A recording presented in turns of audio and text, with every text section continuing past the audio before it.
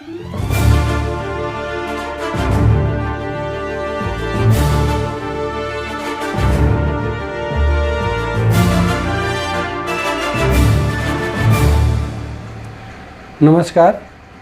मित्रों, मैं डॉक्टर राजनारायण पांडे नया त्रिकांड से। कनाडा को संदेश देने के लिए भारत ने जो कदम उठाए हैं, निश्चित रूप से ये बहुत सराहनीय है। और भारत अब किसी भी देश का मोहताज नहीं है कि वो जो उसकी पहचान का कोई रास्ता बने। इन दिनों कनाडा सरकार जिस तरीके से खालिस्तान चरमपंथियों को पाल पोस रही है और भारत के खिलाफ एक तरह से छद्म वार शुरू किया है, इसको लेकर के भारत ने भी कड़ा रुख लिया है और एक बड़ा संदेश दिया है। अभी हाल में सिलसिलेवार हुई कुछ आतंकियों की हत्याओं को लेकर के भारत के ऊपर कनाडा सरकार ने एक आरोप मढ़ने की कोशिश की है और बता रही है, अपने आधिकारिक बयान में भी सरकार ने बताया है कि इसमें भारत सरकार का हाथ है। इस चीज़ को लेकर के कई गंभीर प्रश्न उठे और भारत ने इस पर कड़ा संदेश जताया कि भारत एक ऐसा देश है जो कभी भी इस तरह के छद्मवार में परोक्ष रूप से या प्रत्यक्ष रूप से किसी गतिविधियों पर काम नहीं करता। इसके विरोध में भारत के राजनयिक को कनाडा ने निकाल दिया। उसके प्रत्युत्तर में भारत ने भी कनाडा के प्रमुख राजनयिक को भारत से जो है भारत छोड़ने के लिए आदेश कर दिया। इन सब मामलों को लेकर के कनाडा को ये लग रहा था कि उसको पश्चिम देशों का एक बड़ा समर्थन मिलेगा, लेकिन अमेरिका, ब्रिटेन, ऑस्ट्रेलिया, जापान सहित कोई भी देश कनाडा के इस मुद्दे पर बोलने के लिए तैयार नहीं। भारत के अपने हित हैं और भारत अपने हितों को साधना भी जानता है।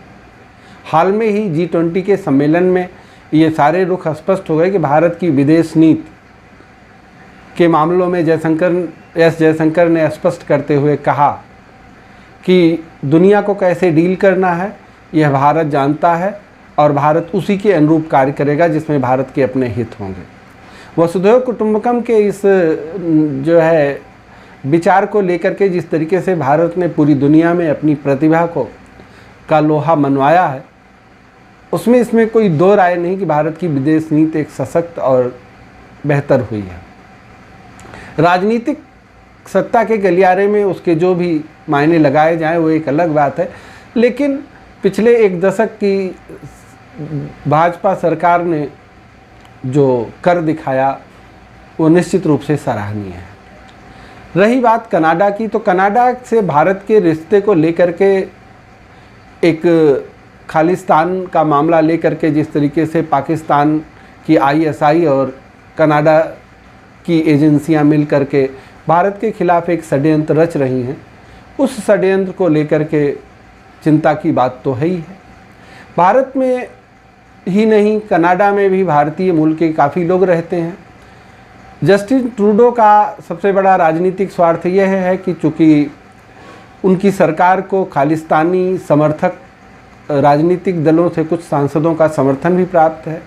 हालांकि जस्टिन ट्रूडो का ये मामला नया नहीं है। उनके पिताजी भी जो एक राष्ट्रपति के रूप में कनाडा में रहे, उन्होंने भी जो है खालिस्तान समर्थकों का खुल करके साथ दिया। भारत में आतंकवाद फैलाने वाले कुछ आतंकियों के समर्पण की बात की गई थी, लेकिन उस पर उनका जो है सहयोग नहीं मिल पाया। तो इस तरह से भारत ये अच्छी तरीके से जानता है कि कनाडा जो ISI के एजेंट के रूप में कुछ लोग वहाँ काम कर रहे हैं और भारत के खिलाफ काम कर रहे हैं। हाल की हुई घटना में जिस प्रकार से भारतीय राजनयिक दूतावास पर तोड़फोड़ की गई है, खालिस्तान के नारे लगाए गए हैं, खालिस्तानी झंडा लगा दिया गया है, इस पर भी भारत ने कड़ा ऐतराज़ जताया था। लेकिन इस तलखी से कनाडा को कुछ हासिल होने वाला नहीं है। ये नया भारत है और यहाँ की सरकार इस चीज़ को समझती है कि हमारे हित कहाँ से जुड़े हुए हैं।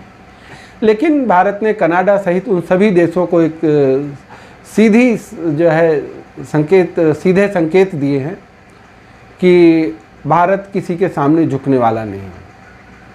यदि आप देखिए तो चीन, पाकिस्तान तो वैसे ही छद्म युद्ध में भारत के खिलाफ लगे हुए हैं और आईएसआई सीधे तौर पर कुछ न कर पाने के कारण खालिस्तान समर्थित कुछ आतंकियों को पाल पोस रही है कनाडा में, और जिसका ये नतीजा आ रहा है कि भारत में कुछ उपद्रव पैदा करने की बातें की जा रही हैं।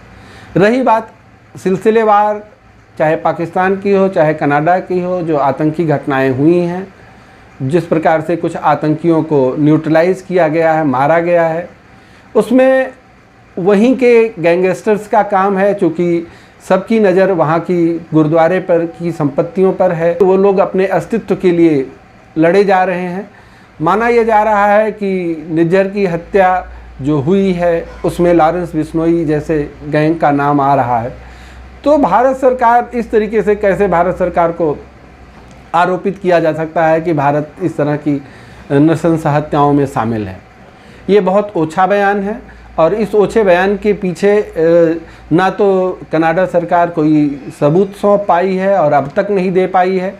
अमेरिका प्रशासन ने भी कनाडा से ये कहा है कि यदि आपके पास कोई इस तरीके के सबूत हों तो उसकी संयुक्त रूप से जांच कराई जाए। तो कनाडा सरकार में जो जिस तरीके का गुणागणित चल रहा है, जस्टिन ट्रूडो आखिर इस तरह से खालिस्तान परस्त क्यों नज़र आ रहे हैं?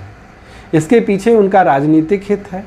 वर्तमान में तो कुछ खालिस्तान समर्थक करीबन 10 सांसद उनके साथ हैं। इसके बाद फिर आने वाले जो है चुनाव में उनको ये लग रहा है कि इस तरीके से हम पंजाब के वासियों से जो जुड़े हुए कनाडियन जो है नागरिक हैं, हम इस प्रकार से छद्म जो है लालच दे करके हम उनको अपने साथ कर लेंगे और हमारी पुनः सत्ता में वापसी हो जाएगी। सत्ता में वापसी हो या ना हो एक अलग विषय है, लेकिन इस तरह के समर्थन लेने से स्वयं को आग में खेलने जैसा है। अगर जस्टिन ट्रूडो पूर्व में हुई घटनाओं से, विमान जो है दुर्घटनाओं से अगर वो इस चीज़ को नहीं सीखते हैं, तो ये मत भूलें कि उनके भी नागरिकों की मौत हुई थी और उसी आतंकवादी के कारनामे थे जिसको उन्होंने, उनके परिवार वालों ने उनको पोषा था।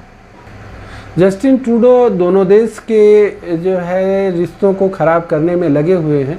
आखिर नागरिकों का सहयोग करने के बजाय आतंकवादियों का जो है सहयोग क्यों कर रही है जस्टिन ट्रूडो सरकार, ये समझ से परे है। देखा जाए तो दोनों देशों में एक दूसरे देश के वीज़ा पर प्रतिबंध लगा दिया गया। इससे कनाडाई नागरिकों को भी परेशानी होगी और भारतीय नागरिकों को भी परेशानी होगी। 25 सितंबर को जो एक उस निर्झर की हत्या के विरोध में एक आंदोलन करने की बात चली जा रही है, उसको लेकर के वहाँ पर रह रहे हिंदुओं के बीच में काफ़ी भय व्याप्त है। लेकिन भारत सरकार ने एक एडवाइजरी जारी करते हुए कहा है कि यदि आवश्यक ना हो तो कनाडा की यात्रा करने से भी बचें और लोग अपने आप को सतर्क रखें, क्योंकि इस तरह की अस्थिरता लोगों को नुकसान पहुंचा सकती है। इस तरह से ख़राब होते रिश्तों को लेकर के अगर कनाडा सरकार ये सोच रही है कि हमें कुछ हासिल हो जाएगा, तो कुछ हासिल नहीं होगा। ये नया भारत है, ये अपने हितों की रक्षा के लिए जानता है। धन्यवाद।